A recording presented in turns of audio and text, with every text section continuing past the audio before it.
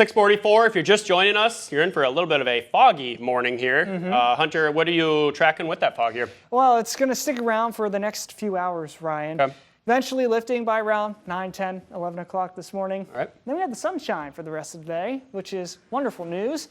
Look out there in Mason City, not much fog, but of course our tower is very high, so we really don't see that where our camera is located. You look down at the surface and you do see the fog out there on the horizon, very thick in many spots, but at least you have this beautiful sunrise above the fog bank, so very nice to see that. A half mile of visibility, that's it for Mason City. A mile there in Austin, a half mile in Osage, Rochester, Cresco, even 0 mile visibility in Preston to start out your Thursday. Our dense fog advisory remains in place for all of southeast Minnesota and Howard and Wenatchee counties in North Iowa.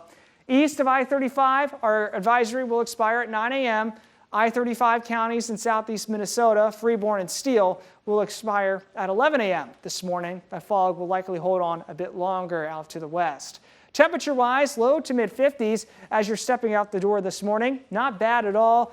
Might need the light jacket, but you won't need it by this afternoon. We'll climb to the upper 70s. Even somebody could be hitting 80 degrees today in North Iowa, thanks to a light southeast breeze and, of course, the sunshine coming back for the afternoon. No rain to speak of this morning. Just picking up on a lot of bugs with our radar there in La Crosse. You zoom out to a more regional view, high pressure dominating today, but low pressure out to the west will roll in tomorrow evening, and that will give us a chance for a spotty shower for the evening commute. Now, we'll stay dry today once the fog all gets out of here. We'll stay clear tonight, but then here it comes for the evening. Those spotty showers not really giving us anything, just a few drips and drops for Friday evening. This will taper off pretty quickly. Then we head into the weekend. High pressure dominating the forecast here, all part of our Omega block pattern. Low pressure on the west and east coast of the United States. High pressure right in the middle. This is going to bring us that huge ridge here, bringing in those south winds, and along with those south winds, that Gulf moisture that's going to keep on streaming in.